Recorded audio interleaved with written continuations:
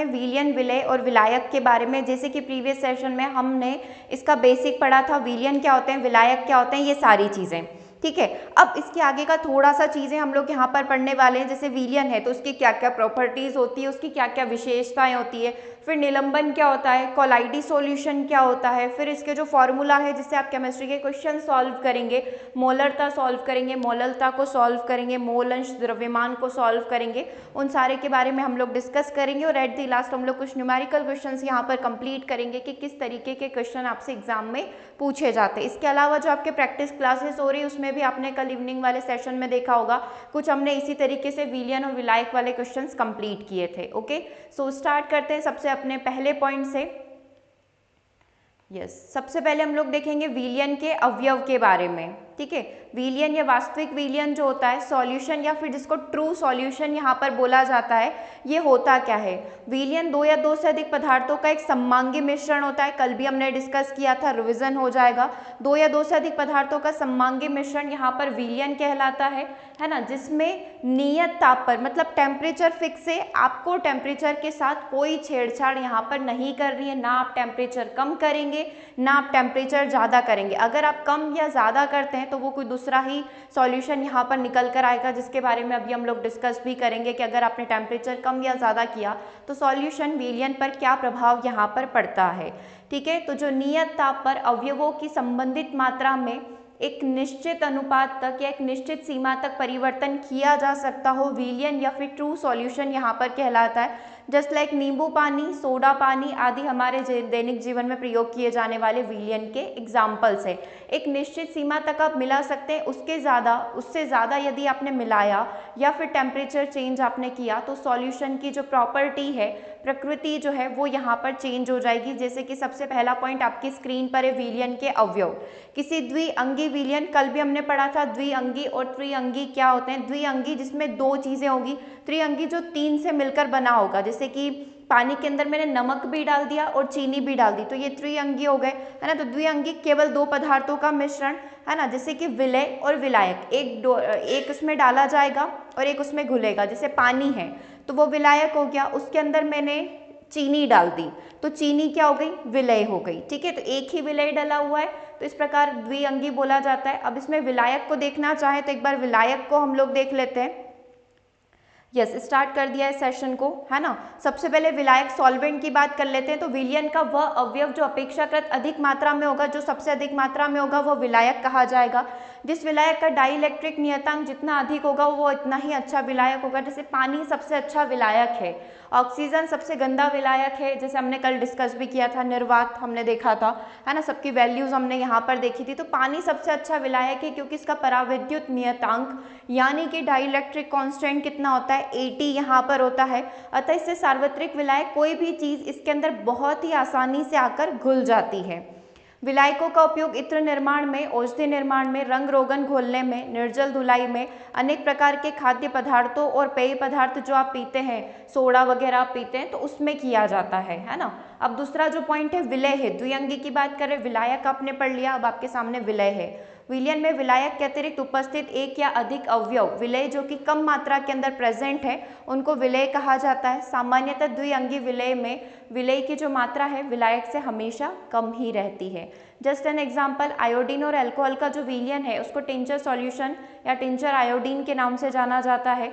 इसमें आयोडीन तो विलय है क्योंकि ये कम मात्रा में है और अल्कोहल अधिक मात्रा में, मतलब आप ये देख लो कि अल्कोहल से भरा हुआ बर्तन है, इसके अंदर हमने थोड़ी सी मात्रा में आयोडीन डाल दिया है, ठीक है। वात युक्त पेय जैसे कि सोडा जल वगैरह हो गया, कोक हो गया, आदि में CO2 विलय होता है और जल यहाँ पर विलायक यहाँ पर रहता है। जैसे कि एग्जाम में आपसे पूछा गया है कि निम्नलिखित में से जो पेय पदार्थ आप पीते हैं उसमें से कार्बन डाइऑक्साइड क्या होगा, तो उसमें CO2 कम मात्रा में होगी, तो CO2 क्या वे हो जाएगा, आपका विलय हो जाएगा और उसमें पानी के अंदर CO2 डालकर जो है गैस बनाई जाती है ना। तो CO2 विलय हो गई और जल यहाँ पर क्या हो गया, विलायक हो गया। तो ये बिल्कुल जनरल सा, इन जनरल 6th-7th वाला क्वेश्चन है कि विलय क्या है, विलायक क्या है, निम्नलिखित में से कौन सा पदार्थ विलय होगा और कौन सा पदार्थ विलायक होगा, ठीक है।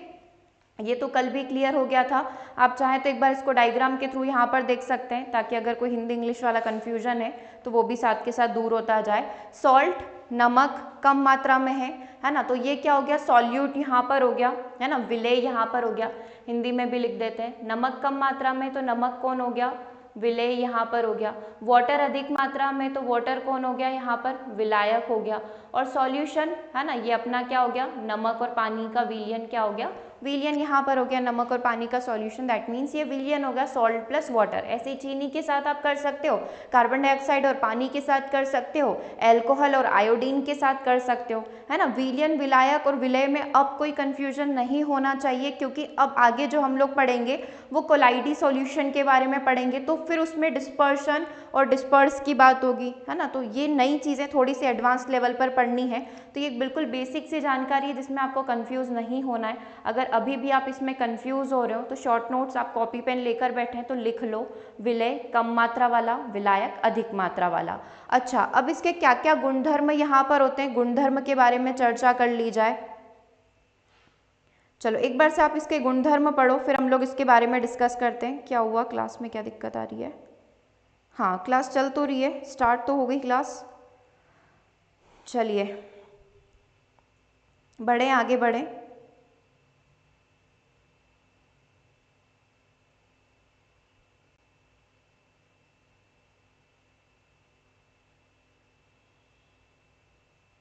चलो देखो, विलयन के क्या क्या गुणधर्म होते हैं, सॉल्यूशन की क्या क्या प्रॉपर्टी होती है। तो विलयन एक सममांगी मिश्रण होता है, आपको पता है परमानेंटली उसमें पूरे तरीके से घुल जाता है। तो ये सममांगी मिश्रण, होमोजीनियस मिक्सचर, जिसमें विलेय और विलायक आसानी से घुल जाते हैं, अर्थात मिश्रण में सभी जगह इसका एक संगठन व गुण एक समान रहेगा।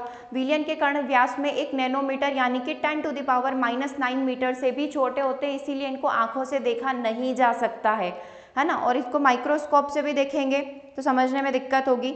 अपने छोटे आकार के कारण विलयन के कण, इनका आकार क्या होता है, बहुत ही छोटा होता है, क्योंकि इसमें विलेय आसानी से घुल चुका है, तो आप ये नहीं पहचान सकते कि विलायक कहाँ पर है और विलेय कहाँ पर है। ठीक है, अपने छोटे आकार के कारण विलयन के कण गुजर रही प्रकाश की किरण को फैलाते नहीं हैं। देखो अब ये क्या हो गया, इसके अंदर पानी के अंदर सब कुछ आसानी से घुल चुका है, मान लो नमक, चीनी आसानी से घुल चुकी है, तो अब ये क्या करेंगे, जो प्रकाश की किरण इनके अंदर आ रही है वो इनके अंदर ही रहेगी, उसको बाहर फैलाएंगे नहीं, इसीलिए विलयन में प्रकाश का मार्ग दिखाई नहीं देता है। दूसरे शब्दों में विलयन टिंडल प्रभाव, टिंडल इफेक्ट नहीं दर्शाते हैं।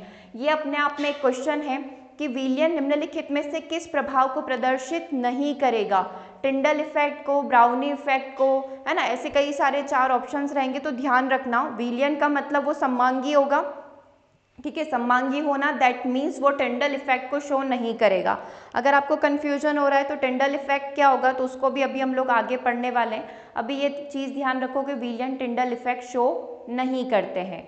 आगे प्रॉपर्टी को देख लेते हैं, विलयन के अवयव। विलयन में क्या क्या पाया जाता है, विलेय और विलायक पाया जाता है। विलेय तथा विलायक एक दूसरे में इस प्रकार से घुल मिल जाते हैं कि जैसे कि एक दूसरे में विभेद करना संभव नहीं हो। सही बात है, आप नहीं पहचान सकते पानी के अंदर, पानी को देखकर भी आप नहीं बता पाओगे कि इस वाले बीकर के अंदर चीनी घुली हुई है या इस वाले बीकर के अंदर नमक घुला हुआ है या इस वाले बीकर के अंदर मैंने आयोडीन मिला रखा है ना, कोई भी तत्व मिला रखा है, अगर वो विलयन की प्रॉपर्टी में आता है तो आप नहीं पहचान पाओगे। छानने की विधि के द्वारा विलेय के कणों को विलयन में से पृथक नहीं किया जा सकता। अगर मैं यहाँ पर छन्नी लगा दूँ और उस पानी को छानूँ जिसमें नमक या चीनी है तो आप अलग नहीं कर पाओगे, क्योंकि वो पूरे तरीके से आपस में घुल चुके हैं। क्योंकि विलेय के कणों का आकार बहुत ही छोटा होता है, विलयन को शांत छोड़ देने पर भी विलयन जो विलेय है, जो चीनी या नमक है, वो नीचे नहीं बैठेगा, अर्थात विलयन स्थायी और पारदर्शक होता है और इसी कारण ये इस गुण को प्रदर्शित नहीं करता है। ठीक है, हाँ बिल्कुल, मैं क्लास के जस्ट बाद ही PDF डाल दूंगी। ठीक है, चलो विलयन के प्रकार आगे से मैं ट्राई करूंगी कि क्लास के पहले ही आपका PDF डाल दूं। अच्छा, ये स्क्रीन विजिबल है ना, आपको स्क्रीन पर सब कुछ दिखाई दे रहा है ना। चलिए आगे बात करें, इसके आगे हम लोग बढ़े। विलयन के प्रकार, दिए गए विलायक में विलयन की मात्रा के आधार पर विलयनों को निम्न प्रकार से वर्गीकृत किया गया है। असंतृप्त विलयन, अनसैचुरेटेड विलयन, वह विलयन जिसमें ताप वृद्धि किए बिना और अधिक विलेय घोला जा सकता हो। अब देखो इसको समझना, कल हमने इन जनरल डिस्कस किया था थोड़ा बहुत, आज थोड़ा डिटेल में इसको हम लोग पढ़ लेते हैं। वह विलयन जिसमें ताप वृद्धि किए बिना, मतलब टेम्परेचर के साथ कोई छेड़छाड़ किए बिना अधिक विलेय घोला जा सकता हो। मतलब इस कप के अंदर, इस पानी का कप जो कल हमने लिया था, उस कप के अंदर मैंने कल क्या करा था, थोड़ी सी मात्रा में, मतलब आधी चम्मच मैंने चीनी डाली थी। तो आज मैंने क्या करा, चीनी की मात्रा और बढ़ा दी, दैट मीन्स विलेय जो था उसकी मात्रा और बढ़ा दी, है ना। तो यहाँ पर क्या हो रहा है, जिसमें ताप परिवर्तन किए बिना और अधिक विलेय घोला जा सकता हो, असंतृप्त विलयन यहाँ पर कहलाता है। अब संतृप्त विलयन क्या होता है, वह विलयन जिसमें दिए गए ताप एवं दाब पर दोनों अधिक विलेय नहीं घोला जा सकता, और अधिक विलेय आप नहीं घोल सकते हो, उसको हम लोग क्या कहेंगे, संतृप्त विलयन कहेंगे, है ना। तो एक बार डायग्राम में देखना है क्या, पिक्चर से समझ में आएगा क्या, यहाँ पर देखो, ये तो आपको समझ में आई गया, ये विलेय हो गया, है ना। मान लो ये शक्कर, शुगर पीस यहाँ पर हो गया, ये यहाँ पर पूरा सॉल्यूशन हो गया, है ना, और ये सॉल्वेंट यहाँ पर हो गया, है ना, हमने इसको पूरा यहाँ पर विलायक बना दिया, ठीक है। अब आप यहाँ पर देखें कि मोर, यहाँ पर अनसैचुरेटेड के बारे में बात की गई है, असंतृप्त के बारे में बात की गई है, ठीक है। तो असंतृप्त में क्या होगा, मोर सॉल्यूट डिजॉल्व, जितना मात्रा में आप चाहें उतना विलेय मिला सकते हैं, ठीक है। अब सैचुरेटेड में क्या होगा कि अगर आपने थोड़ी और ज़्यादा मात्रा मिलाई तो उसका सैचुरेशन यहाँ पर बंद हो जाएगा, दैट मीन्स वो घुलना बंद हो जाएगा। और जो यहाँ पर सुपर सैचुरेटेड होता है, जिसको हिंदी में अभी हम लोग पढ़ेंगे अति संतृप्त के बारे में, तो यहाँ पर क्या होगा, अगर टेम्परेचर में कोई भी परिवर्तन किया, यहाँ पर देखो, अगर टेम्परेचर में कोई भी परिवर्तन किया तो यहाँ पर क्या दिक्कत आ जाएगी, इस क्रिस्टल, ये क्रिस्टल फॉर्म में यहाँ पर कन्वर्ट हो जाएगा, दैट मीन्स थोड़ा बहुत शेप में परिवर्तन यहाँ पर हो जाएगा, ठीक है। तो एक बार फिर से हम लोग थ्योरी पढ़ लेते हैं। अनसैचुरेटेड क्या होता है, जिसमें ताप वृद्धि किए बिना और अधिक विलेय घोला जा सकता हो, और ज़्यादा से ज़्यादा विलेय और ज़्यादा से ज़्यादा चीनी आप डाल रहे हैं, अनसैचुरेटेड। अच्छा, आप इसको ऐसे समझ सकते हो क्या, अगर ऐसे हिंदी और इंग्लिश में समझने में दिक्कत हो रही है तो आप इसको ऐसे समझो, कैसे कि हम लोगों ने, अभी आप सभी लंच करके बैठे हैं, राइट, सभी ने लंच किया हुआ है, सभी ने भरपेट खाना खाया हुआ है, ठीक है। एक जनरल सा एग्जांपल हम लोग कंसीडर कर रहे हैं, मतलब कि आप क्या हो चुके हो, तृप्त हो चुके हो, भोजन कर लिया, है ना। हिंदी में हम लोग क्या बोलते हैं, भोजन करने के बाद आज तो तृप्त हो गए, पूरा भोजन बहुत अच्छे से कर लिया, भरपेट खा लिया, अब 1 इंच भी जगह नहीं है आपके पेट में कि आप कुछ और स्वीट डेजर्ट यहाँ पर खा पाए, तो हम लोग क्या बोलते हैं कि आज तो तृप्ति मिल गई, है ना, मन को भी शांति मिल गई और पेट को भी शांति मिल गई, तो तृप्ति मिल गई। तो तृप्ति मतलब आप तृप्त हो चुके हैं, तृप्त मतलब कि आप क्या हो चुके हैं, संतृप्त यहाँ पर हो चुके हैं। संतृप्त मतलब आप जो है सैचुरेटेड हो चुके हैं। अब सैचुरेटेड मतलब क्या, वह विलयन जिसमें दिए गए ताप और दाब पर और अधिक विलेय नहीं घोला जा सकता हो। मतलब आपने खाना खा लिया, खा पीकर अपन क्लास के अंदर बैठे हैं, ठीक है, अब आपके सामने कोई डेजर्ट आया कि चलो ब्राउनी खा लो या फिर चलो गुलाब जामुन खा लो, तो अब आप मना कर दोगे कि नहीं, बस अब नहीं हो पाएगा, क्योंकि आप क्या हो चुके हो, संतृप्त यहाँ पर हो चुके हो। मतलब इतनी सी भी जगह नहीं है कि बाहर से कोई विलेय आप खा पाओ, है ना, बाहर से कोई विलेय, दैट मीन्स कोई डेजर्ट वगैरह आप लोग खा पाओ, तो इसको क्या बोला जाता है, सैचुरेटेड। सैचुरेटेड मतलब एक ऐसी स्थिति जिसमें आपके पास बिल्कुल भी वो नहीं है कि थोड़ा सा भी और आप एक इतना सा भी आप और खा पाए या टेस्ट कर पाए, तो इसको बोला जाता है संतृप्त विलयन। अति संतृप्त मतलब भूखे अगर आप हो, अगर और भूख लग रही है, थोड़ा बहुत अभी खा पी कर बैठे हो, ज़्यादा खाओगे तो नींद आ जाएगी, ठीक है, तो थोड़ा बहुत खा पी कर बैठे हो, सामने से डेजर्ट आ रहा है तो बोले कि ठीक है, तो कम ही खाया था आज, तो 1 रोटी खाई थी, थोड़ा सा और मैं ऊपर से ले लेता हूँ, ठीक है। तो आपने क्या करा, 1 आध गुलाब जामुन ले लिया, आइसक्रीम आई थी, आइसक्रीम आपने ले ली, चाय बन रही है तो चाय भी ऊपर से आपने ले ली, तो अभी तक आप किस पोजीशन में हो, असंतृप्त हो। मतलब जो भी बाहर से खाने को मिल रहा है आप खाए जा रहे हो, है ना, मतलब आप कौन हो, आप अनसैचुरेटेड हो। अगर भरपेट खाकर बैठे हो तो आप कौन से हो, आज आप सैचुरेटेड हो, ठीक है। एक और चीज़ इसके अंदर देखनी है। अच्छा मुझे बताओ यहाँ तक क्लियर है क्या, क्योंकि जितनी भी आगे की चीज़ें हैं, जितने भी क्वेश्चंस हैं, वो सब के सब यहीं से सॉल्व होंगे। अति संतृप्त विलयन के बारे में बात कर लेते हैं आगे। अति संतृप्त क्या होता है, इसमें कमेंट्स नहीं देख पा रही हूँ। अति संतृप्त क्या होता है, सुपर सैचुरेटेड, नाम से ही समझ में आ रहा है, सैचुरेटेड से भी ऊपर, सुपर सैचुरेटेड। अब जब संतृप्त विलयन को गर्म किया जाता है तो विलेय पदार्थ को घोलने की इसकी क्षमता बढ़ जाती है। अभी आप पूरा खा पी कर बैठे हो, आप सैचुरेटेड हो, अब मैंने आपके साथ क्या किया, आपके नीचे जो ग्राउंड है, आपके घर के नीचे जो रोड वगैरह है, गार्डन वगैरह है, मैंने वहाँ पर आपको 10 चक्कर लगवा दिए क्योंकि आपने अपना होमवर्क कंप्लीट नहीं किया।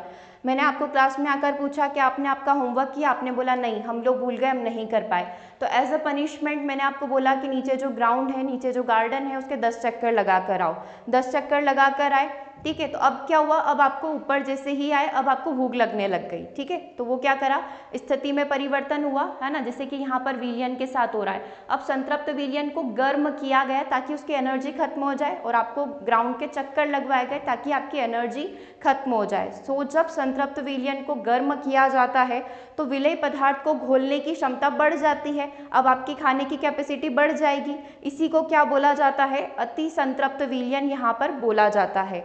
अति संतृप्त विलयन में दिए गए ताप पर विलेय पदार्थ की मात्रा, दिए गए ताप पर, समझ रहे हो, जो भी टेम्परेचर अभी हमने दिया उस पर विलेय की मात्रा विलयन की क्षमता से अधिक घुली होती है। यदि इस विलयन में एक छोटा सा विलेय क्रिस्टल भी डाल दिया जाए तो विलेय की अधिक घुली मात्रा का शीघ्रता से क्रिस्टलीकरण यहाँ पर हो जाता है। समझ रहे हो क्या कहा है इसने, आपने क्या करा, विलयन था, सैचुरेटेड पोजीशन में था, पहले तो अनसैचुरेटेड था, कैसे समझे इसको, देखो इसको आप ऐसे समझो, अभी विलयन अनसैचुरेटेड था, मैंने इसके अंदर डाला जो भी मुझे मिल रहा था आसपास से चीज़ें खाने की, है ना, मैंने क्या करी, इसके अंदर डालती गई। एक पोजीशन, एक सिचुएशन ऐसी आ गई कि ये विलयन कैसा हो गया, सैचुरेटेड हो गया, मतलब अब इसके अंदर आप कुछ नहीं डाल सकते, है ना, इसका पेट पूरा भर गया है। अब मैंने सोचा कि नहीं, मुझे इसको थोड़ा और खिलाना है। थोड़ा और खिलाने के लिए मैंने क्या करा, नीचे से बर्नर चलाया और इसको गर्म किया। अब गर्म किया तो गर्म करने की वजह से क्या हुआ कि इसमें थोड़ी क्षमता और आ गई, विलेय की मैंने क्या कर दिया, आप ये समझ सकते हैं कि विलेय की मैंने थोड़ी सी मात्रा और डाल दी। अब इसमें भी एक सिचुएशन ऐसी आएगी कि यहाँ पर जो है क्रिस्टल क्या होंगे, जो भी पदार्थ मैंने अभी डाला था, जैसे आपको यहाँ पर अगर विजिबल हो तो जो भी पदार्थ मैंने डाला अब वो क्रिस्टल बनकर यहाँ पर तली में आकर बैठ जाएगा, है ना, जैसे कि यहाँ पर लिखा हुआ है, यदि इस विलयन में एक छोटा सा क्रिस्टल विलेय भी डाला जाए, है ना, क्रिस्टल विलेय का अगर डालते हैं एक टुकड़ा भी हम लोग डालेंगे तो विलेय की अधिक घुली मात्रा का शीघ्रता से क्रिस्टलीकरण हो जाएगा, क्रिस्टलाइजेशन हो जाएगा। कैसे हो जाएगा, ऐसे होगा, यहाँ पर देखें आप डायग्राम के अंदर, सबसे लास्ट वाला जो आपको दिखाई दे रहा है विजिबल है, ये सुपर सैचुरेटेड। आपने देखा होगा जब अनसैचुरेटेड था तो जितना खाने को दो हम लोग खा लेंगे, अगर हम लोग सैचुरेटेड सिचुएशन में है तो बस हमारे अंदर डाल दिया, इसके ऊपर आप नहीं डाल सकते, जैसे ये आपने एक्स्ट्रा डाल दिया ना, इससे ज़्यादा डाला तो है ना, मतलब गड़बड़ हो जाएगी, ठीक है, घबराहट होने लगेगी, है ना। अब यहाँ पर क्या हो रहा है, सुपर सैचुरेशन की बात हो रही है। सुपर सैचुरेशन में मतलब कि आप मान ही नहीं रहे हो, जैसे आप गेस्ट हो, आप किसी के घर पे गए हो तो वो आपको ज़बरदस्ती खिलाए जा रहे हैं, तो आप कौन सी पोजीशन में हो, आप सुपर सैचुरेटेड की सिचुएशन में हो।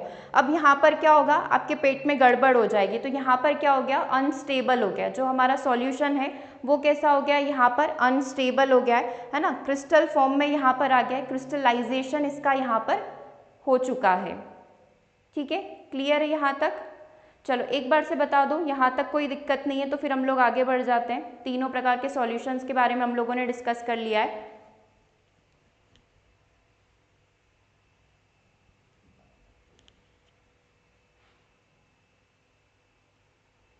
क्लियर है, चलो इसी से आगे थोड़ा सा और कुछ बनता है। हाँ, जलीय विलयन, अजलीय विलयन और उदासीन विलयन, यस क्लियर है, यस वेरी गुड, क्लियर है। तो चलो अब जलीय विलयन के बारे में पढ़ते हैं। सबसे ऊपर देखिए, जब विलेय जल में घुला हुआ हो, कोई भी विलेय, चीनी मैंने जल के अंदर डाली, शक्कर मैंने जल के अंदर डाली, बहुत आसानी से घुल गई, इसको जलीय विलयन यहाँ पर कहा जाएगा, ठीक है। दूसरा अजलीय विलयन, जब विलेय जल को छोड़कर अन्य किसी विलायक में घुल जाए तो इसको अजलीय विलयन कहा जाता है। जैसे अभी आपने देखा था टिचनर सॉल्यूशन जो आयोडीन और एल्कोहल का था, है ना, तो अब आयोडीन जल में तो नहीं घुला, आयोडीन किस में घुला, एल्कोहल के अंदर घुला, तो इसको क्या बोला जाएगा, नॉन एक्वस सॉल्यूशन यहाँ पर बोला जाएगा, ठीक है। एक्वा दैट मीन्स वाटर और नॉन एक्वा मतलब अजली, जिसके अंदर पानी प्रेजेंट नहीं होगा। तो जब जलीय विलयन को छोड़कर अन्य विलायक के अंदर घुल जाता है कोई भी विलय तो उसको अजलीय बोला जाता है, जैसे अल्कोहल में आयोडीन। अगला है आपका उदासीन। इन विलयनों में H+ आयन यानी कि हाइड्रोजन आयन तथा OH- आयन हाइड्रोक्सिल आयन की सांद्रता समान होती है। अच्छा, आपको पता है उदासीन किसको बोलते हैं? उदासीन प्रवृत्ति क्या होती है? जहाँ पर अम्लीय और क्षारीय दोनों गुण मिल जाते हैं तो दोनों एक दूसरे को कट करके क्या कर देते हैं? उदासीन प्रवृत्ति लेकर आ जाते हैं। मान लो बहुत ही हाईली एसिडिक है और बहुत ही हाईली बेस प्रवृत्ति का है, जब ये दोनों मिलेंगे यानी कि H+ आयन मिला है और OH आयन मिला है तो दोनों मिलकर कौन सी प्रवृत्ति यहाँ पर बना देते हैं? न्यूट्रल सॉल्यूशन यहाँ पर बना देते हैं। ठीक है, क्लियर हो गया उदासीन सॉल्यूशन। चलिए आगे बात करते हैं, नेक्स्ट पॉइंट की बात हम लोग करेंगे। अम्लीय तथा क्षारीय विलयन क्या होते हैं? एसिडिक और बेस सॉल्यूशन क्या होते हैं? अम्लीय विलयनों में OH आयन की तुलना में H+ आयन अधिक होते हैं और क्षारीय विलयन में H+ आयन की तुलना में OH आयन अधिक होंगे। आपने एसिड बेस की प्रवृत्ति पढ़ी होगी। हाईली एसिडिक मतलब एसिड बहुत अधिक मात्रा में होगा और बेस नल या बहुत कम मात्रा में होगा, है ना। हाईली बेसिक मतलब बेस यानी कि क्षार बहुत अधिक मात्रा में होगा और एसिड जो है बहुत ही कम मात्रा में यहाँ पर होगा। ठीक है, तो अम्लीय कौन होगा? कोई भी सॉल्यूशन एसिडिक कब होगा? जब उसमें एसिड बहुत अधिक मात्रा में हो, दैट मीन्स H+ आयन अधिक मात्रा में हो और OH आयन कम मात्रा में हो। क्षारीय कब होगा? जब OH आयन अधिक मात्रा में हो और H+ आयन कम मात्रा में हो। H+ that means acidic. ठीक है, एसिड क्षार को ऐसे ही पहचानते हैं H और OH से। अगला पॉइंट देखिए, विलयन की सांद्रता क्या होती है ना। कंसंट्रेशन ऑफ अ सॉल्यूशन क्या होता है? विलेय पदार्थ की मात्रा जो विलयन के किसी दी गई मात्रा अथवा आयतन में उपस्थित होती है उसको विलयन की सांद्रता कहा जाता है। इससे बनता है आपका न्यूमेरिकल क्वेश्चन, है ना। विलयन की सांद्रता निकालिए, जहाँ पर CCl4 की वैल्यू आपको दे रखी है या फिर HCl की वैल्यू आपको दे रखी है। 300 ग्राम के विलयन में 40% जो है कार्बन टेट्रा क्लोराइड डाल रखा है, तो बताइए विलयन की सांद्रता कितनी होगी? पूछने में तो उसने एक लाइन का पूछ लिया, लेकिन इस क्वेश्चन को समझने के पीछे आपके चलते हैं सारे कंसेप्ट, विलयन, विलेय, विलायक, है ना, अतिसंतृप्त, संतृप्त, सब कुछ। हाँ, गेस्ट को इसीलिए ज़्यादा नहीं खिलाना चाहिए, सही बात है।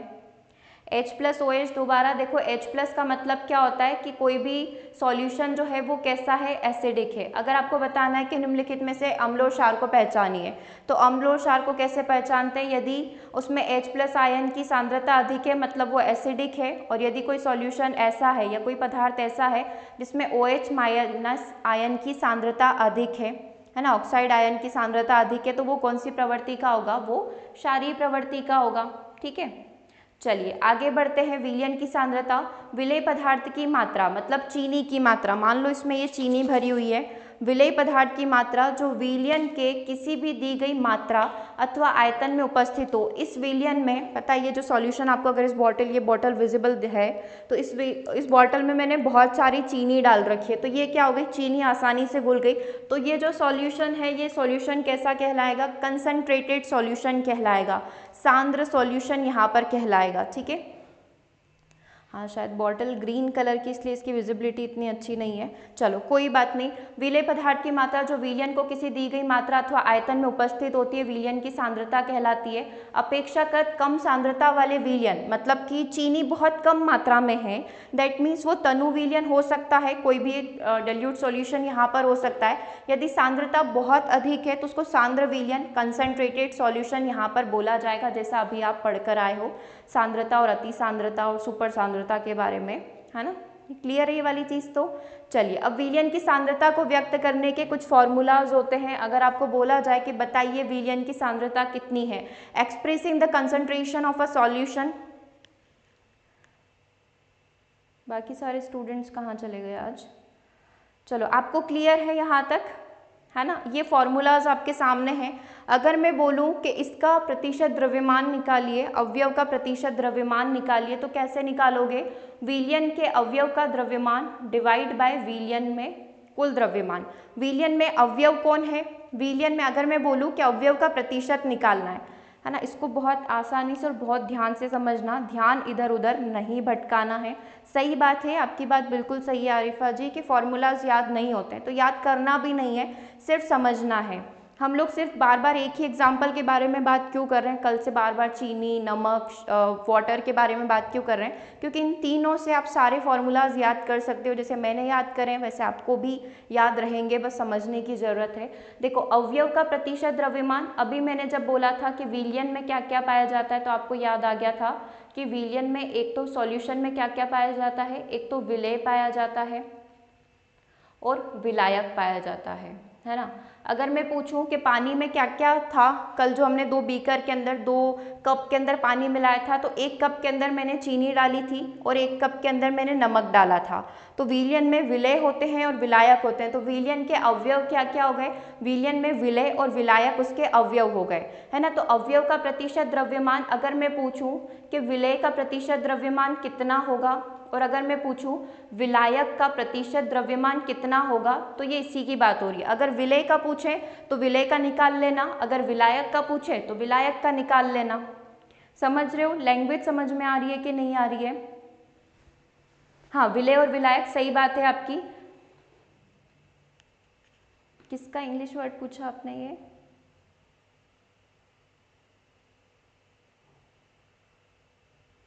चलो, अवयव कोई भी, मतलब उसके अंदर जो भी पदार्थ प्रेजेंट है, अवयव मतलब कि विलेय या फिर विलायक। अगर मैं पूछूं, मैं इसको ऐसे कन्वर्ट कर देती हूँ ना कि सबसे पहले पूछा क्या है, अवयव का प्रतिशत द्रव्यमान क्या होता है। कोई भी पदार्थ, कोई भी सब्सटेंस उसके अंदर प्रेजेंट है, उसका द्रव्यमान आपको निकालना है, तो उस सॉल्यूशन के अंदर वो कितनी मात्रा में प्रेजेंट है डिवाइड बाय टोटल सॉल्यूशन। देखो, अब इसका अपन फॉर्मूला बनाते हैं बैठकर। अपन से पूछा है कि इस विलेय का प्रतिशत द्रव्यमान निकालिए, है ना। इस जल के अंदर चीनी का द्रव्यमान कितना होगा, है ना। इस जल के अंदर कितनी मात्रा में चीनी है, मेरे को पूछा इन्होंने कि निकालो, तो मैं कैसे निकालूंगी, टोटल विलियन के अंदर चीनी कितनी है ना। विलियन में चीनी का द्रव्यमान कितना है डिवाइड बाय टोटल सॉल्यूशन का द्रव्यमान कितना है। टोटल सॉल्यूशन का द्रव्यमान कितना है, कितना उसका द्रव्यमान रहेगा, वो ऐसे करके हम लोग निकाल लेंगे। अगर ये पूछे कि ये जो पूरा आपने सॉल्यूशन दिया है, क्या आप ये बता सकते हो उसमें कितनी मात्रा में पानी है, मतलब वही पानी भी एक प्रकार का अवयव हो गया, क्योंकि विलयन में अवयव के रूप में पानी है और चीनी है। तो मैं पानी का प्रतिशत निकालूंगी, तो मैं देखूंगी कि उस विलयन में पानी कितना है डिवाइड बाय टोटल विलयन का द्रव्यमान कितना है इंटू 100 हम लोग यहाँ पर कर देंगे। अभी क्वेश्चन भी करेंगे, इतना अगर नहीं समझ में आ रहा है तो भी कोई ऐसा घबराने की ज़रूरत नहीं है कि मेरे को कुछ समझ नहीं आ रहा है। अभी क्वेश्चंस भी करना है। क्वेश्चन यही आएगा कि बताइए, जो अपन कोई भी सॉल्यूशन ले लेंगे कि एल्कोहल और आयोडीन के सॉल्यूशन में आपको बताना है कि आयोडीन का प्रतिशत कितना है ना। तो अपन आयोडीन का प्रतिशत ऊपर रख के आयोडीन का प्रतिशत निकालना है। तो अपन को पता है कि इसमें 5 ग्राम आयोडीन है और इसमें जो है कैसे ले लें, 100 ग्राम जो है इसके अंदर 100 ग्राम एल्कोहल है और 5 ग्राम इसके अंदर आयोडीन है। एक क्वेश्चन बना ही लेते हैं। 5 ग्राम इसके अंदर अपन को आयोडीन यहाँ पर दे रखा है, 100 ग्राम जो है यहाँ पर एल्कोहल है।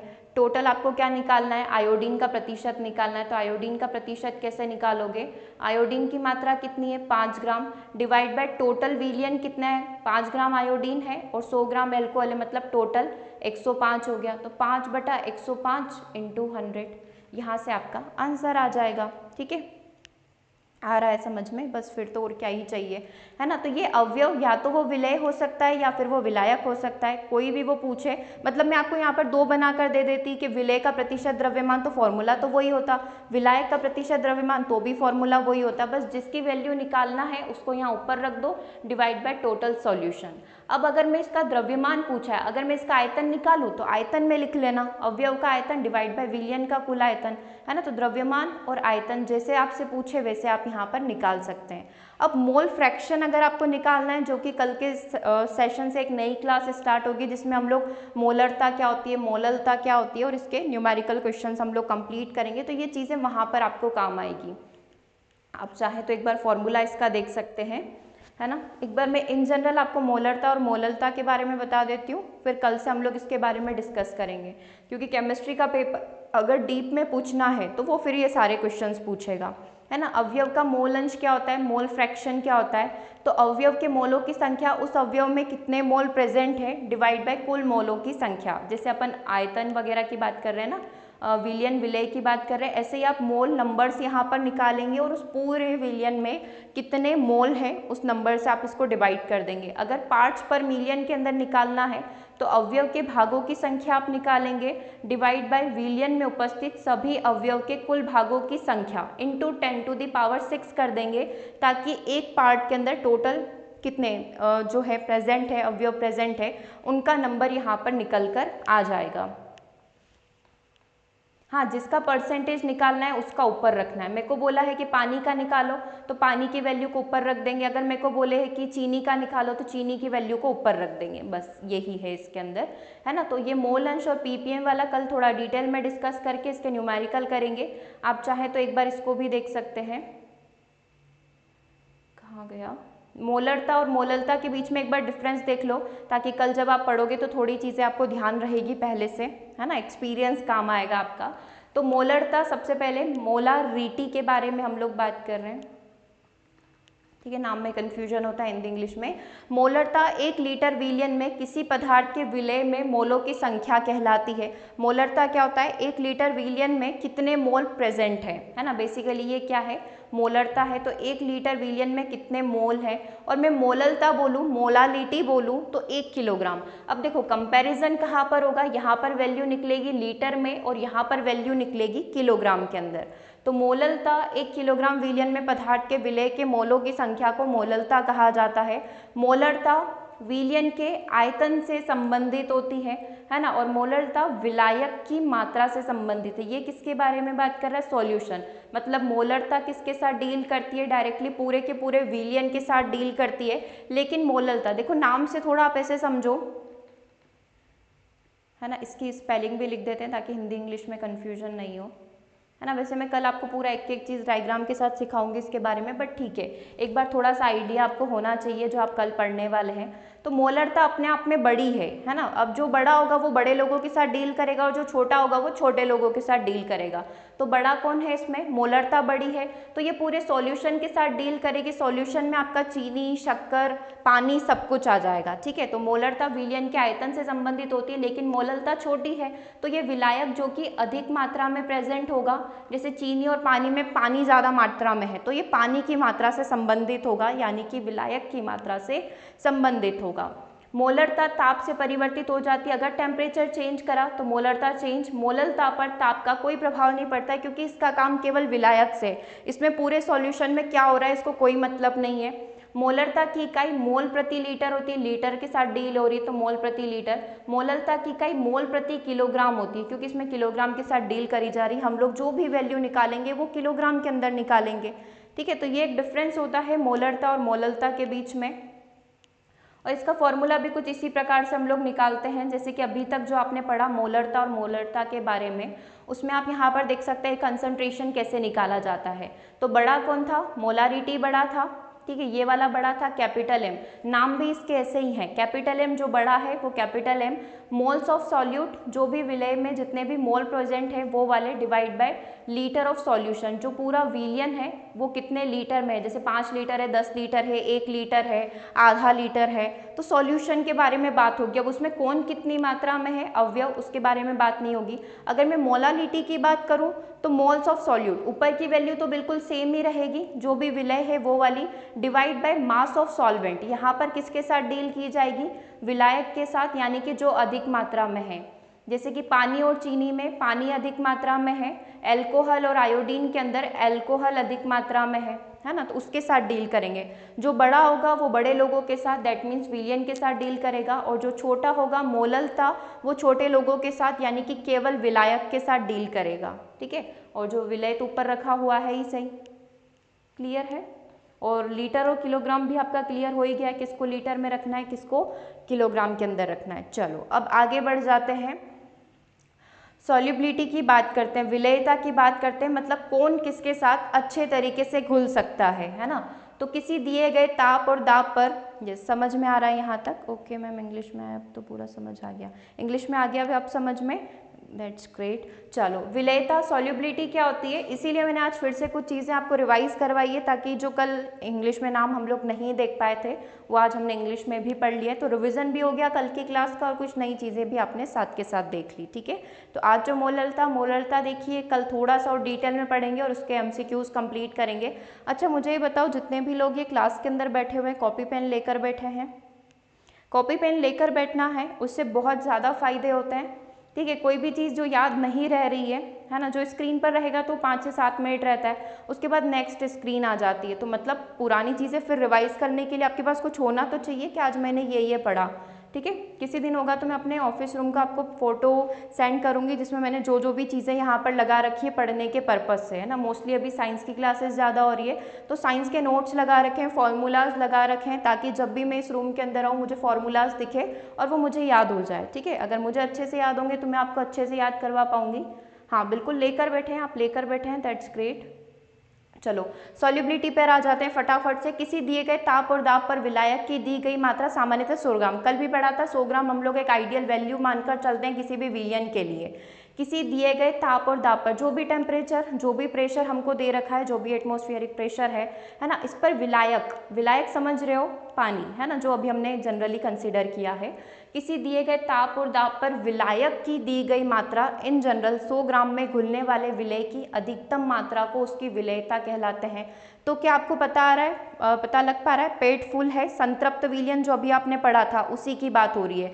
संतृप्तता मतलब कि अभी जितना भी है फुल है, इसके आगे जरा सा भी जामुन आपने मुंह में दिया, सारा खाना बाहर आ जाएगा या पेट गड़बड़ हो जाएगा। ठीक है, तो ये क्या है? आपकी सॉल्युबिलिटी है, ये संतृप्तता है आपकी, कि अभी आप फुल होकर बैठे हैं, है ना। तो किसी दिए गए ताप और दाब पर विलायक की दी गई मात्रा में घुलने वाली विलेय की मैक्सिमम वैल्यू को, अधिकतम मात्रा को उसकी विलेयता कहा जाता है। जस्ट एन एग्जाम्पल, यदि किसी दिए गए ताप पर W ग्राम विलायक, जैसे इसने भी जल ही माना है, इन जनरल समझने के पर्पज से हम लोग जल लेकर ही चलते हैं, क्योंकि आपने देखा था जल की सॉल्युबिलिटी बहुत अच्छी होती है, जल किसी को भी अपने आप में घोल लेता है ना। तो हमने बोला है कि W ग्राम हमने जल लिया है, 100 ग्राम मान लो, 100 ग्राम हमने जल लिया है, और उसमें विलेय जो है, अब विलेय कोई भी आप मान लो जो आपका फेवरेट है, अगर आपको नमक अच्छा लगता है तो आप नमक मान लें, चीनी अच्छी लग रही है तो चीनी मान लें, जो भी आपको अच्छा लगता है जो सॉल्यूबल है उसको आप मान सकते हैं। यदि किसी दिए गए ताप पर W ग्राम विलायक, है ना, यानी कि जल के अंदर W विलेय घुला हुआ है, W ग्राम विलेय घुला हुआ है, तो विलेयता अगर मेरे को निकालनी है, अगर मैं आपसे पूछूं कि इस सॉल्यूशन की विलेयता निकालिए, सॉल्युबिलिटी निकालिए, तो आप क्या करेंगे? विलेय डिवाइड बाय विलायक कर सकते हो, विलेय डिवाइड बाय विलायक इंटू 100, सिंपल सी बात। ठीक है, जैसे अभी आपने मोलालिटी के अंदर किया था, वो डील कर रहा था किलोग्राम ग्राम के अंदर, है ना, तो काइंड ऑफ वैसे ही आपको सॉल्युबिलिटी भी निकालनी पड़ेगी। विलेय कितना है? 5 ग्राम है, विलायक कितना है? 100 है, इंटू 100 आप कर लीजिए, तो ये 5, इन जनरल इसने 100 माना ही था वैसे भी, है ना, तो 5 आपका आंसर हो जाएगा। ठीक है, चलिए क्लियर है यहाँ तक? ठीक है, विलेयता ऐसे निकालेंगे, अभी क्वेश्चन करना है ना, तो क्वेश्चन में और आपको समझ में आ जाएगा। चलिए अब हम लोग इससे थोड़ा सा आगे मूव करेंगे, बहुत सारी चीज़ें पढ़नी है आज हमको। किसी विलायक में विलेय की विलेयता को प्रभावित करने वाले क्या क्या कारक यहाँ पर हो सकते हैं? Factors affecting solubility of a solution in a solvent, है ना, ऐसा लग रहा है कि हम लोग वो खेल रहे हैं, टंग ट्विस्टर खेल रहे हैं। Solubility of a solute in a solvent, तो किसी विलायक के अंदर, विलायक में विलेय की विलेयता को कौन कौन से कारक प्रभावित कर सकते हैं? सीधी सी भाषा में बोलूं तो अगर हमारा विलायक जल है, जल के अंदर अगर मैंने विलेय चीनी डाली, तो कौन कौन से कारक उसको प्रभावित करेंगे? सबसे पहला उसकी प्रकृति, है ना, विलेय कौन है और विलायक कौन है। क्या जल और चीनी है तो आसानी से घुल जाएंगे? जल और मिट्टी है तो घुलने में समय लगेगा। जल और बालू रेत है तो वो कभी नहीं घुल पाएंगे। जल और ऑयल है, दोनों ही लिक्विड स्टेट में, तो नहीं घुल पाएंगे, है ना। तो अगर ध्रुवीय विलेय जैसे सोडियम क्लोराइड, ध्रुवीय विलायक जिसे जल में घुल सकता है, ठीक है, ध्रुवीय विलायक that means positive negative charges की बात हो रही है। ठीक है, इसी प्रकार अध्रुवीय विलेय जिसमें कोई, अध्रुवीय का मतलब क्या होता है? जिसमें कोई भी चार्ज पार्टिकल्स नहीं होते हैं, जैसे अणु के ऊपर पॉजिटिव नेगेटिव चार्ज होता है ना, तो अध्रुवी विलेय के अंदर इसके ऊपर कोई भी चार्जेस प्रेजेंट नहीं होगा।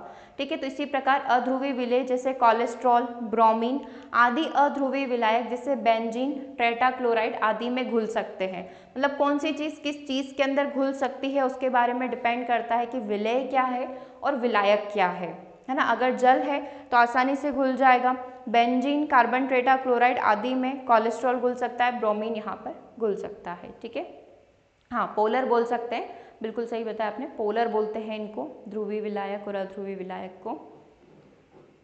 ठीक है, चलो ताप का प्रभाव अब हम लोग यहाँ पर देख लेते हैं। सामान्यतः विलयन का ताप बढ़ाने पर विलेय की विलेयता बढ़ जाती है। जैसे अभी आपने देखा था ना सुपर सैचुरेटेड के बारे में पढ़ा था, है ना, इसीलिए आज पूरा रिवाइज करवाया क्योंकि आगे की चीज़ें कनेक्ट होती जाती है। सुपर सैचुरेटेड में आपको ग्राउंड के 10 चक्कर लगवाए पनिशमेंट के रूप में, है ना, और यहाँ पर भी क्या हो रहा है, विलयन को गर्म कर दिया, उसको गैस पर रख दिया, इससे क्या हुआ, उसकी विलेयता बढ़ जाती है। अर्थात विलयन में घुलने की प्रक्रिया ऊष्माशोषी होती है, जिसमें ऊष्मा का अवशोषण हुआ है। लेकिन कुछ पदार्थ ऐसे भी होते हैं जैसे कैल्शियम नाइट्रेट हो गया, कैल्शियम ऑक्साइड हो गया, सोडियम सल्फेट हो गया, कैल्शियम हाइड्रोक्साइड हो गया, कैल्शियम सिट्रेट की विलेयता ताप बढ़ाने के साथ साथ घटती है, क्योंकि ये क्या करते हैं, ये ऊष्माक्षेपी प्रक्रिया दिखाते हैं। दैट मीन्स ये ऊष्मा मुक्त करते हैं। द्रव में गैस की विलेयता ताप बढ़ाने के साथ साथ बढ़ती जाती है। अगर किसी भी द्रव के अंदर कोई भी गैस मिलाई गई, पानी के अंदर मैंने कोई भी XYZ गैस डाल दी, तो उसकी विलेयता जैसे जैसे आप टेम्परेचर इंक्रीज करोगे उसकी घुलने की शक्ति धीरे धीरे क्या हो जाएगी, कम यहाँ पर होती जाएगी। तो टेम्परेचर का बहुत ज़्यादा प्रभाव इसके अंदर देखा जाता है। क्लियर है। अगला दाब का प्रभाव। ठोसों की द्रव में विलेयता पर दाब का कोई सार्थक प्रभाव तो नहीं पड़ता है, लेकिन दाब बढ़ने से गैसों की द्रव में विलेयता बढ़ जाती है। ये अपने आप में एक क्वेश्चन है। जैसे जैसे आप दाब बढ़ाएंगे, जैसे जैसे आपने प्रेशर इंक्रीज किया, आपने गैसों की प्रवृत्ति पढ़ी थी फर्स्ट क्लास केमिस्ट्री के अंदर, ठोस द्रव गैस की प्रॉपर्टी के अंदर कि गैस को आसानी से कंप्रेस किया जा सकता है ना। वो हम लोग बोलते हैं कि वो जिस भी बर्तन में या जिस भी बीकर में आप डालेंगे वो उसका आकार यहाँ पर ग्रहण कर सकती है ना, पूरा उसको घेर लेती है ना। तो ठोस पर तो ज़्यादा प्रभाव नहीं पड़ेगा क्योंकि इनकी संपीडितता नगण्य होती, कंप्रेसिबिलिटी नल होती है। लेकिन दाब बढ़ाने पर गैसों की द्रव में विलेयता बढ़ जाती क्योंकि ये आसानी से घुलनशील यहाँ पर हो जाएंगे। और पदार्थ के आकार की बात करें तो पदार्थ का आणविक द्रव्यमान बढ़ने के साथ साथ विलेयता यहाँ पर घटती जाती है। जैसे जैसे उसका आणविक द्रव्यमान बढ़ेगा उसकी विलेयता यहाँ पर कम होती जाएगी। दैट मीन्स वो उसके अंदर विलयन के अंदर कम घुलेगा। ठीक है, चलिए तो यहाँ तक आपका विलयन, विलेय, विलायक खत्म होता है। अब कुछ नए टॉपिक यहाँ पर स्टार्ट होंगे जो कि इन जनरल आपको मिलेंगे क्लास 12th की बुक के अंदर। ये क्लास 12th NCERT की बुक के पॉइंट्स हैं, है ना। जो 10th तक था वो अभी तक आपने सारा पढ़ लिया है। एक ही क्वेश्चन पूछा गया था 10th तक की बुक में, तो जो विलयन विलायक वाला जो मैं आपको अभी करवा दूंगी, है ना। अब हम लोग थोड़ा सा आगे एडवांस लेवल पर चल रहे हैं, कोलाइडी विलयन की बात कर रहे हैं। कोलाइडी सॉल्यूशन क्या होता है। कोलाइडी विलयन एक विषमांगी निकाय है, तो समझ में तो आ गया, मतलब कोई चीज़ आपस में अच्छे से घुली हुई नहीं है। यह भी दो अवस्था में पाया जाता है, परिक्षिप्त अवस्था जैसे कि विलय होता है, परिक्षेपण माध्यम डिस्पर्शन जैसे कि विलायक यहाँ पर होता है। एक बार से आप इसको समझो। सबसे पहले कोलाइडी विलयन को समझो, एक बार मैं कमेंट्स ले लेती हूँ, उसके बाद हम लोग आगे कंटिन्यू करते हैं। हाँ, एक बार आप सभी कोलाइडी को पढ़िए।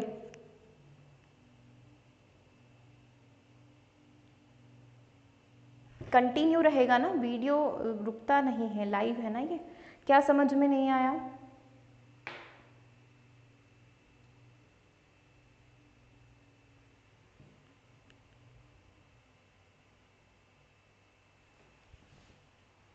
चलो कोलाइडी विलयन देखा आपने, क्लियर है आपका। कोलाइडी विलयन देखते हैं। कोलाइडी विलयन एक विषमांगी मिश्रण है, यह दो अवस्था से मिलकर बना है, डिस्पर्स्ड फेज यानी कि विलय और डिस्पर्शन मीडियम जैसे कि विलायक, है ना, परिक्षेप। अब ये नाम जैसे विलय विलायक आपने इतनी मेहनत करके याद करें कौन विलय है कौन विलायक है, वैसे थोड़ी सी मेहनत और करनी पड़ेगी आपको। यहाँ पर डिस्पर्स्ड क्या होता है और डिस्पर्शन क्या होता है इसके बारे में याद करना पड़ेगा क्योंकि हमको एक फिर से टेबल पढ़नी है है ना, पदार्थ जो कि कोलाइडी कणों के रूप में परिक्षिप्त होता है ना, परिक्षिप्त प्रावस्था में कहलाता है, तथा कोलाइडी कण जिस प्रावस्था में परिक्षिप्त होते हैं परिक्षेपण माध्यम यहाँ पर कहलाता है, डिस्पर्शन मीडियम यहाँ पर कहलाता है। और इन कोलाइडी कणों का आकार 1 नैनोमीटर से 100 नैनोमीटर के बीच में होता है, मतलब काफ़ी कम यहाँ पर इनका साइज आकार यहाँ पर होता है। ठीक है, तो डिस्पर्शन और डिस्पर्स को आप ऐसे समझ सकते हैं, जैसे विलय जो कि कम मात्रा में था, है ना, हम लोग उसको सॉल्यूट यहाँ पर बोल रहे थे, तो कोलाइडी के वे में हम लोग इसको डिस्पर्स्ड बोलेंगे। ठीक है, विलय मतलब यहाँ पर कौन जो कम मात्रा में होगा वो डिस्पर्स्ड होगा, और विलायक यानी जो पानी था अधिक मात्रा में था वो क्या हो गया, डिस्पर्जन यहाँ पर हो गया, कोई भी चीज़ उसमें आकर घुलना। ठीक है, क्लियर है यहाँ तक डिस्पर्स्ड क्या होता है और डिस्पर्जन क्या होता है। आगे बढ़ें। हाँ, एक बार से और आप इसको देख लो क्योंकि इसके आगे इसी से रिलेटेड चीज़ें हैं। ये भी अपने आप में पता है केमिस्ट्री का पूरा एक चैप्टर है, क्योंकि कोलाइडी जो सॉल्यूशन होते हैं इसके कितने सारे टाइप होते हैं, फिर उन टाइप के फिर सब टाइप्स यहाँ पर निकल कर आते हैं। तो अभी जो जो इम्पोर्टेंट है केवल उसके बारे में हम लोग देख लेते हैं। ठीक है, चलिए आगे बढ़ते हैं। आप डायग्राम से समझिए सबसे पहले, तो इसको शायद थोड़ी आसानी हो जाए। देखो, दूध, चेहरे पर लगाने वाली क्रीम, स्पंज, रबड़, है ना, जावा पत्थर जो जिसको प्यूमिस बोला जाता है, एक अलग टाइप का पत्थर होता है, रुधिर, रंगीन कांच एवं रत्न आदि जो है कोलाइडी के सॉल्यूशन है। जब किसी विलयन के एक अवयव के कण दूसरे में फैले होते हैं तो उसको परिक्षेपण, डिस्पर्शन यहाँ पर कहा जाता है। डिस्पर्शन समझ गए आप लोग यहाँ पर। एक विलयन के अवयव, अब आप समझ गए विलयन में अवयव कौन कौन होते हैं, विलय और विलायक होते हैं, यानी कि यहाँ पर कौन हो जाएंगे आपके परिक्षेपण और परिक्षिप्त हो जाएंगे, डिस्पर्स्ड और डिस्पर्शन हो जाएंगे। तो जब किसी विलयन के एक अवयव के कण दूसरे में फैले हुए रहते हैं तो उसको डिस्पर्जन यहाँ पर कहा जाता है। ठीक है, हाँ, एक बार और अभी समझ रहे हैं, एक बार मैं आपको डायग्राम के थ्रू सिखाऊंगी, है ना। तो डायग्राम से क्या होता है, चीज़ें एकदम से क्लिक कर जाती है। देखो, अभी डायग्राम के थ्रू सीखते हैं इसको। अभी हमने क्या देखा था, डिस्पर्जन। कौन, डिस्पर्जन जो अधिक मात्रा में होगा, और हमारी भाषा में कौन, विलायक, जो कि अधिक मात्रा में, अभी तक पानी ज़्यादा मात्रा में था, आधी बोतल पानी था और उसमें केवल 1 या आधी चम्मच हमने चीनी डाली थी, तो ये डिस्पर्स्ड आपका कौन हो गया, विलय हो गया। इन दोनों को मिलाकर हमारा कोलाइडी सॉल्यूशन बनता है। ठीक है, नीचे हिंदी भी लिखा हुआ है, एक बार से हिंदी भी देखो और इंग्लिश भी देखो। परिक्षिप्त प्रावस्था, डिस्पर्स्ड फेज, तो ये परिक्षिप्त है, पीछे का याद कर लो इसके शिप्त, है ना, क्योंकि परी तो सभी में समान है, तो हिंदी वाले शिप्त याद कर लो या डिस्पर्स्ड याद कर लो, है ना। और परिक्षेपण यानी कि डिस्पर्जन आप याद कर लो, ION, या फिर क्षेपण आप याद कर लो। क्षेपण मतलब ज़्यादा, है ना, क्षेपण मतलब ज़्यादा, और क्षिप्त में प छोटा है, दैट मीन्स कैसे भी करके देखो आपको याद करना है हिंदी और इंग्लिश में। अब इसमें आप देख लो, परिक्षिप्त में प क्या है, हाफ प है, आधा प है, मतलब इसमें कुछ कमी होगी, मतलब इसका जो ये सॉल्यूशन में ये जो है सब्सटेंस है ये कम मात्रा में है ना। तो डिस्पर्स्ड मतलब कि परिक्षिप्त, परिक्षिप्त मतलब कि कम, डिस्पर्जन मतलब कि ज़्यादा। एक याद कर लो तो उसका रिवर्स करके आप याद कर सकते हो। कोलाइडी एंड सॉल्यूशन में क्या फ़र्क है, इसमें जो कणों का आकार होता है वो बड़ा होता है। जैसे इसने एग्जांपल दिया ना कि दूध हो गया, चेहरे पर लगाने की क्रीम हो गई, तो ये सारे क्या है, आप एक बहुत ही जनरल सा एग्जांपल लो कि आपने कोई भी सॉल्यूशन यहाँ पर बनाया तो उसमें कणों का आकार थोड़ा बड़ा यहाँ पर होगा। मतलब विलयन में हमने क्या देखा था कि चीनी जो है पानी में पूरी तरीके से घुल गई, लेकिन ये जो कोलाइडी कण होते हैं ये पानी में या जो भी हमारा सॉल्यूशन है उसमें आसानी से घुलते नहीं है। ये कण उसमें उपस्थित रहते हैं जिनको आप यूजुअली देख सकते हो। ठीक है, जैसे कोई भी क्रीम वगैरह आ गई तो उसमें छोटे छोटे से कण यहाँ पर आपको उसकी उपस्थिति दर्शाई देगी, या उसकी आप जब पानी हाथ में लेंगे या उसको फील करेंगे तो उसकी उपस्थिति का पता आपको इसके अंदर चलेगा। ठीक है, तो वो प्योर सॉल्यूशन नहीं यहाँ पर होते हुए ये क्या कहलाएगा, कोलाइडी यहाँ पर कहलाएगा। जैसे एग्जाम्पल है अपने पास, ऐसा कोई दिक्कत नहीं है, ढेर सारे एग्जाम्पल हैं। परिक्षिप्त अवस्था, है ना, परिक्षिप्त अवस्था दैट मीन्स जो कम मात्रा में पाया जाएगा यानी कि डिस्पर्स्ड, और परिक्षेपण जो ज़्यादा मात्रा में होगा यानी कि डिस्पर्जन। ठीक है, अब एग्जाम्पल आपके सामने है, ठोस का ठोस में विलयन। जैसे आपने विलयन के लिए नहीं पढ़ा था, ठोस का ठोस में नो स्टेट पढ़ी थी आपने, ठोस का द्रव में, ठोस का गैस में, फिर द्रव, ठोस, द्रव, गैस, फिर गैस का, फिर ठोस, द्रव, गैस के साथ कॉम्बिनेशन। तो ऐसे नो कॉम्बिनेशन आपने पढ़े थे ना। तो आज फिर से कोलाइडी के लिए हम लोग नो कॉम्बिनेशन पढ़ने वाले हैं और यही कॉम्बिनेशन आपके क्वेश्चंस देते हैं। मतलब केमिस्ट्री में है ही क्या, मैक्सिमम यही चीज़ें हैं पढ़ने की, है ना। तो ठोस का ठोस में विलयन क्या कहलाता है, ये कम मात्रा में होगा और ये अधिक मात्रा में होगा, तो इसको बोला भी जाता है, इसके नाम भी है। जैसे अपन ने पहले पढ़ा था विलयन में, उनको कोई अलग से नहीं बोला जाता है, लेकिन इनके अपने नाम है जिसके बारे में हम भी वन बाय वन करके हमको डिस्कस भी करना है। ठोस का ठोस में विलयन ठोस सॉल यहाँ पर कहलाता है, सॉलिड सॉल जिसको इंग्लिश में बोला जाएगा। चलो 1 मिनट देखते हैं। हाँ चलो इसके बारे में पहले डिस्कस कर लेते हैं। ठोस का ठोस में विलयन ठोस सोल कहलाता है। जैसे कि कुछ रंगीन कांच एवं रत्न वगैरह जो होते हैं, दूधिया कांच, ये सब क्या होते हैं ठोस के ठोस में। मतलब कांच तो अपना नॉर्मल बनता है, लेकिन उसको कलरफुल करने के लिए हमको कोई ठोस पदार्थ उसके अंदर मिलाना पड़ रहा है, इसीलिए वो रंगीन बना है। जैसे कोई रत्न आभूषण वगैरह होते हैं तो उसमें 2 ठोस पदार्थों को मिलाकर जो है कुछ नया यहाँ पर बनाया जाता है, निर्मित किया जाता है। जैसे कि यहाँ पर ब्लू ग्लास लिखा हुआ है, ठीक है। तो यहाँ पर ठोस का ठोस में सॉल्यूशन ठोस सोल यहाँ पर कहलाता है। ठोस का द्रव में सॉल्यूशन क्या कहलाता है, ठोस का द्रव में सॉल्यूशन सॉल यहाँ पर कहलाता है। एरोसोल तो सुना है ना, ईवीएस में एरोसोल के बारे में बहुत पढ़ा था हमने। फोग वगैरह का जब क्वेश्चन आया था ईवीएस के अंदर कि फोग क्या है, तो बेसिकली ठोस का गैस में सॉल्यूशन एरोसोल, है ना। तो वो आज पूरा डिटेल में हम लोग यहाँ पर पढ़ रहे हैं। ठोस का द्रव में सॉल्यूशन, जहाँ पर ठोस कम मात्रा में है लेकिन लिक्विड अधिक मात्रा में है, तो इसको सॉल कहा जाता है। जैसे प्रलेप या पेंट, ठीक है। पानी के अंदर हमने पेंट जो हमको ठोस मात्रा में दिया गया था उसको मिला लिया, जैसे कोई पाउडर वगैरह दिया वो हमको मिला, हमने उसके अंदर मिला लिया। कोशिका का तरल जो है वो भी ठोस का द्रव में विलयन है। मिल्क ऑफ मैग्नीशिया, है ना, जो हमारा पेट में जो गड़बड़ी हो जाती है उसको क्लीन करने के लिए जो है हमको मिल्क ऑफ मैग्नीशिया यहाँ पर दिया जाता है।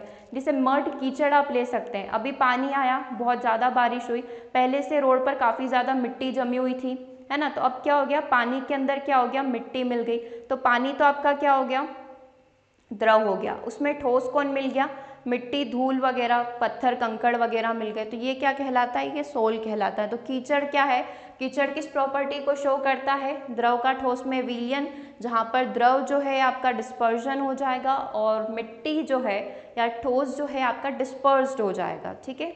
समझ में आ रही है चीज़ें, ये काफ़ी इंपॉर्टेंट है। तीसरे नंबर का जो एग्जाम फेवरेट क्वेश्चन है, ठोस का गैस में विलयन क्या कहलाता है, एरोसोल यहाँ पर कहलाता है। जैसे धुआं आप ले सकते हैं, ठीक है, धूल आप ले सकते हैं, स्वचालित वाहन का निथार जो एग्जॉस्ट होता है वो भी यहाँ पर एरोसोल ही है, ठीक है। क्लियर है यहाँ तक, ये ठोस के तीनों कॉम्बिनेशन हो गए। अब द्रव के तीनों कॉम्बिनेशन पढ़ना है। ठोस के तीनों क्लियर है तो करिए यस, फिर आगे बढ़ेंगे। देख लो एक बार से और देख लो अपने हिसाब से। जैसे कि ऐसे समझ लो ना कि ठोस का गैस में क्या हो रहा है, वायुमंडल में कई सारी गैसेस हैं। अब धूल उड़कर आई है तो धूल तो अपने आप में ठोस है ना, मिट्टी के कण और इस प्रकार से कोई अवशेप उड़कर हवा में मिल गए तो धूल यहाँ पर बन गई, है ना। तो ये क्या हो गया, ठोस, धूल और हवा जो चल रही है वायुमंडल में जितनी भी गैसेस हैं उनके साथ मिल गई, तो ये क्या हो गया, एरोसोल यहाँ पर हो गया। फोग वगैरह जो होता है वो भी यही होता है, ठीक है। चलिए आगे हम लोग यहाँ पर बात कर लेते हैं द्रव का ठोस में विलयन। द्रव का ठोस में विलयन क्या कहलाता है, जैसे जेल यहाँ पर हो गया, पनीर, मक्खन, जेली, ये सब के सब क्या हो गए यहाँ पर ठोस का, द्रव का ठोस में विलयन हम लोग यहाँ पर बोल सकते हैं, ठीक है। दूध हो गया, है ना, दूध से में हम लोग ने कुछ वो फट जाता है तो आपने देखा होगा ऐसे ब्लॉक्स बन जाते हैं, छोटे छोटे दाने बन जाते हैं, है ना। तो द्रव का ठोस में विलयन जेल यहाँ पर बनाएगा, जैसे पनीर, मक्खन, जेली। द्रव का द्रव में विलयन इमल्शन पायस होता है, इसके बारे में थोड़ा सा भी डिटेल में भी समझना है क्योंकि पायस के भी कई टाइप होते हैं, ठीक है। तो उसको अभी हम लोग समझेंगे। द्रव का द्रव में विलयन जैसे दूध हो गया, है ना, दूध में पानी मिला तो दोनों मिक्स है। बालों की क्रीम जैसे हेयर सीरम हो गया, चेहरे की क्रीम, ये सारे द्रव का द्रव में विलयन होता है। द्रव का गैस में विलयन भी एरोसोल कहलाता है ना। अब यहाँ पर आप इसको देख सकते हैं, धुंध हो गया, कोहरा हो गया, बादल जो बने वो भी एरोसोल ही है ना। द्रव का गैस में विलयन कीटनाशक स्प्रे, जो पेस्टिसाइड्स वगैरह होते हैं, इंसेक्टिसाइड्स होते हैं, कुहासा, जो कोहरा, धुंध यहाँ पर जम जाती है, तो ये सारे के सारे क्या है, द्रव का गैस में विलयन है। ठीक है, द्रव का गैस में विलयन। धुंध मतलब हल्की सी नमी थी, वातावरण में मॉइस्चर था, पानी था, है ना, और जो गैसेस मिली है तो उससे धुंध यहाँ पर बन गई है, फोग यहाँ पर बन गई है। अब गैस के ठोस में विलयन की बात कर लेते हैं। इसको ठोस सोल यहाँ पर बोला जाता है, जैसे अपन ने देखा था ठोस का ठोस में ठोस सोल होता है, क्योंकि जो फाइनल बनेगा वो क्या बनेगा उसके ऊपर डिपेंड कर रहा है। गैस को अगर ठोस में करते तो ठोस पदार्थ ही बनेगा। जैसे यहाँ पर कांच बना था तो कांच सॉलिड स्टेट में होता है, तो गैस को जब ठोस के साथ मिलाया जाएगा तो ठोस सोल ही यहाँ पर बनेगा। जैसे प्यूमिस पत्थर, फोम बना, रबड़ बना, स्पंज बना। ठीक है, अब गैस को जब द्रव के साथ मिक्स किया जाएगा तो फोम स्टेज आपको यहाँ पर प्राप्त होगी। फोम में क्या क्या प्राप्त हो सकता है? फैन, फैटी हुई क्रीम, साबुन के झाग, शेविंग क्रीम। जैसे आपने देखा होगा ना, उसमें इतने सारे झाग क्यों आते हैं, साबुन में इतने सारे झाग क्यों आते हैं, है ना, तो वो क्या है, गैसेस का द्रव में सॉल्यूशन है। ठीक है, तो फोम स्टेज आपको यहाँ पर प्राप्त होती है। ठीक है, तो ये सारे इसके एग्जाम्पल्स हो गए। एक बार आप अपनी साइड से देख लीजिए, फिर इसके आगे हम लोग कंटिन्यू करते हैं।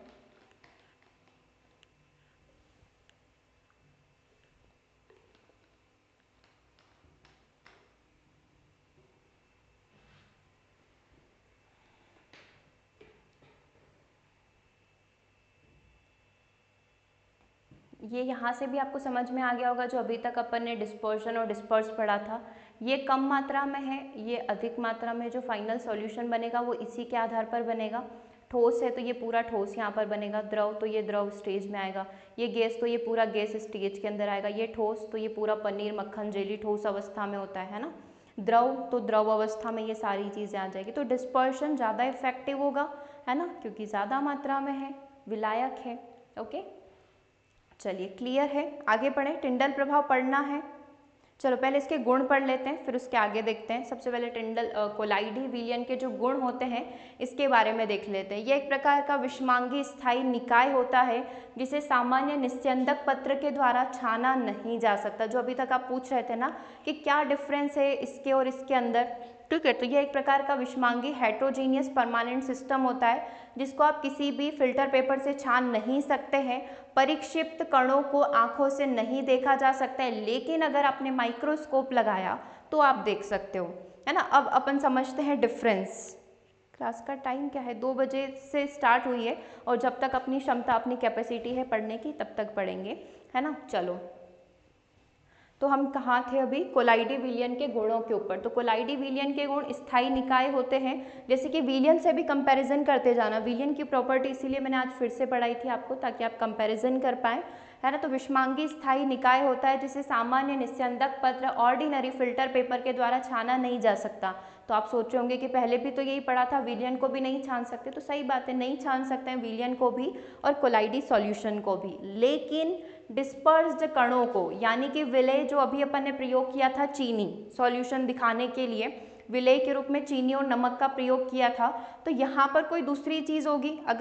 अगर अपन चीनी और नमक का प्रयोग करते तो वो सॉल्यूशन बन जाता, है ना, मतलब अपना पूरा घुल जाता। लेकिन यहाँ पर कोलाइडी में कणों का आकार कंपैरेटिवली उनसे बड़ा होगा, तो आप आंखों से तो नहीं देख सकते, लेकिन अगर आपने माइक्रोस्कोप लगाया, अति सूक्ष्मदर्शी का प्रयोग किया, तो आप इसको देख सकते हो। ठीक है, कैसे, जैसे कि आप एक एग्जांपल ले लो किसी भी क्रीम का। आप फेस पे कई सारी क्रीम लगाते हो, कई सारे कॉस्मेटिक प्रोडक्ट, कई सारे सौंदर्य प्रसाधन के क्रीम लगाते हो, ठीक है, बात सही है, लगाते ही हैं सभी। तो उसमें आपको नहीं दिखेगा कि इसमें क्या क्या मिला हुआ है, लेकिन अगर आपने अति सूक्ष्मदर्शी का प्रयोग किया है तो आप देख सकते हैं कि इसमें ये कण पाए गए हैं, इसमें ये बारीक इसके कण हैं, इसमें इसके ये कण हैं, तो आप इसको उसके थ्रू देख सकते हैं, अति सूक्ष्मदर्शी के थ्रू। जब प्रकाश को कोलाइडी सॉल से गुजारा जाता है तो कोलाइडी कण प्रकाश को फैलाते हैं, जिससे प्रकाश का पथ प्रदीप्त हो जाता है और ये टिंडल प्रभाव को यहाँ पर शो करता है। ये क्या बोल रहा है, जब प्रकाश को कोलाइडी सॉल से, यहाँ पर जो हमने अलग अलग प्रकार के सॉल्यूशन देखे, ठोस का ठोस में सॉल्यूशन, है ना, तो जब हम लोग इसको इससे गुजारेंगे, जब लाइट को इससे हम लोग गुजारेंगे तो कोलाइडी कण जो है प्रकाश को फैलाते हैं, क्योंकि कण क्या होते हैं, सॉल्यूशन में तो पूरे मिक्स हो गए, ठीक है, लेकिन कोलाइडी के अंदर क्या होता है, इस तरीके से बिखरे हुए रहते हैं। तो जैसे ही लाइट इसके अंदर गई तो प्रकाश का मार्ग कुछ इस तरीके से फैल जाएगा, ये प्रकाश को क्या कर देंगे, फैला देंगे, जिससे प्रकाश का पथ जो है प्रदीप्त यहाँ पर हो जाता है, और यही प्रदीप्शन, यही लाइट क्या कहलाती है, टिंडल इफेक्ट यहाँ पर कहलाती है। अब टिंडल इफेक्ट क्या होता है इसको डिटेल में फिर हम लोग आगे पढ़ने वाले हैं, ठीक है। यहाँ तक क्लियर है तो बता दो यस क्लियर है, फिर हम लोग आगे बढ़ें।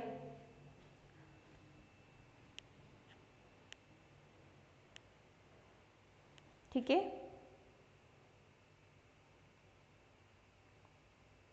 देखो इसके आगे क्या क्या पढ़ना है, कल पढ़ना है तो हम लोग नेक्स्ट क्लास में इसके आगे जो है इसके बारे में पढ़ेंगे। टिंडल इफेक्ट क्या होता है, पायस जो इमल्शन अभी आपने देखा था ना कॉम्बिनेशन के अंदर, पायस इमल्शन के बारे में, इमल्शन हम लोगों को पढ़ना है। उसके बाद निलंबन क्या होता है उसके बारे में पढ़ना है। निलंबन कितने प्रकार के होते हैं उसके बारे में हम लोगों को पढ़ना है ना, निलंबन की प्रॉपर्टी क्या है, और उसके बाद कुछ न्यूमेरिकल क्वेश्चंस करना है। अच्छा एक काम करो, ये सारी चीज़ें जो है टिंडल वगैरह आज बहुत ज़्यादा हो जाएगा तो टिंडल वगैरह कल पढ़ लेंगे, मुझे एक क्वेश्चन सॉल्व करके बता दो। ऑप्शंस कहाँ गए इसके, चलो ये वाला कर लो, आज इजी करते हैं, कल थोड़े टफ करेंगे। इस क्वेश्चन का सॉल्यूशन कर लीजिए आज। 22 ग्राम बेंजीन में 122 ग्राम कार्बन टेटा क्लोराइड CCl4 घुली हुई है तो बेंजीन और कार्बन टेटा क्लोराइड के द्रव्यमान का प्रतिशत। दो आंसर आपके आएंगे, पहले आप बेंजीन का प्रतिशत, बेंजीन अवयव का प्रतिशत, फिर CCl4 अवयव का प्रतिशत आप निकालेंगे। चलिए करके बताइए। हाँ रिवीजन हुआ ना आज अच्छे से, करो इसको सॉल्व करो। 22 और 122 वैल्यू दे रखी है, आपको प्रतिशत निकालना है दोनों का, है ना। एक सेकेंड में चेक कर लेती हूँ। ओके चलो ठीक है, 22 ग्राम बेंजीन दे रखी है, 122 ग्राम CCl4 दे रखा है। अरे भाई चलो बेंजीन और कार्बन टेट्राक्लोराइड के द्रव्यमान का प्रतिशत निकालो। याद करो वो पहला फॉर्मूला है ना, अवयव का प्रतिशत द्रव्यमान। मैंने बोला था आपको कि जिसका निकालना है उसकी वैल्यू को ऊपर रख के नीचे टोटल विलियन की वैल्यू को रख के इंटू 100 कर देना, आपकी वैल्यू आ जाएगी।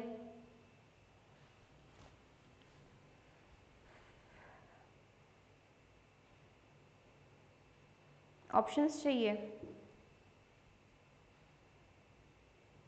देखो ये मुंह जबानी आप कर सकते हो, 22/144, 122/144 इंटू 100 कर दो, ये आ गया आंसर। मतलब इसमें आपको अगर जैसे टफ वैल्यू दे रखी है, अगर 20 और 40 वैल्यू दे रखी होती, जस्ट एन एग्जांपल मैं आपको एक करके बताती हूँ, आप इसका सॉल्यूशन आप करना।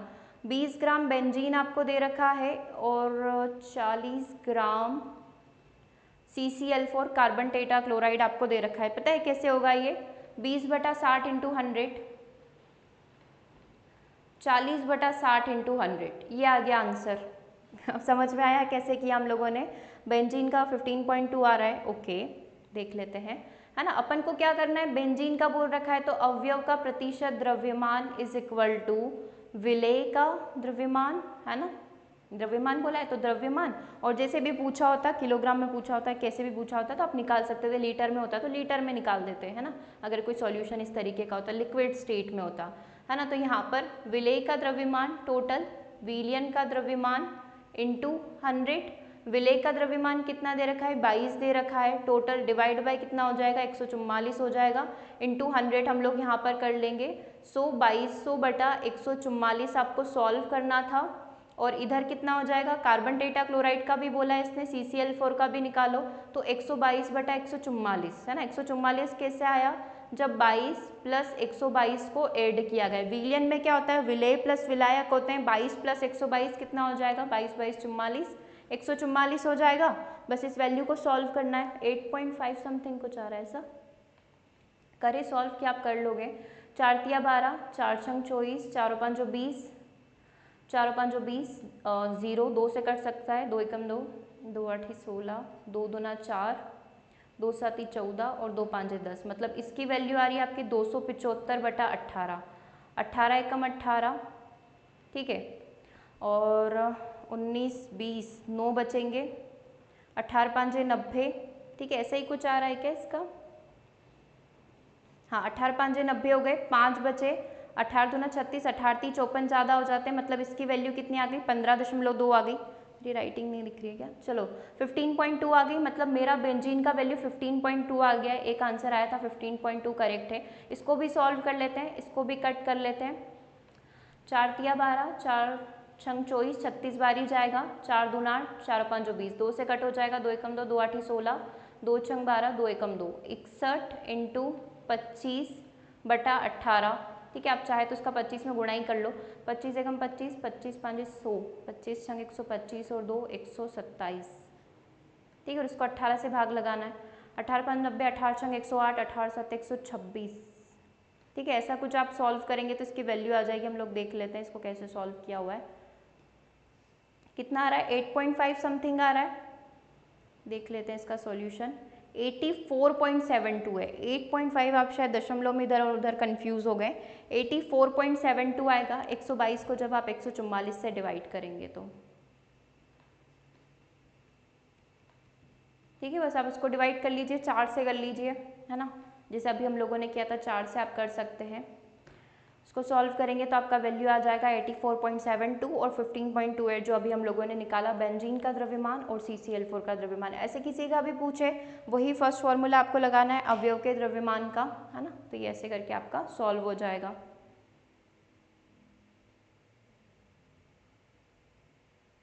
क्लियर है? चलिए, तो आज के सेशन को हम लोग यहीं ओवर कर रहे हैं। इसके आगे के क्वेश्चन हम लोग नेक्स्ट सेशन में कंप्लीट करेंगे। टिंडल इफेक्ट को कल के सेशन में हम लोग यहाँ पर डिस्कस करेंगे।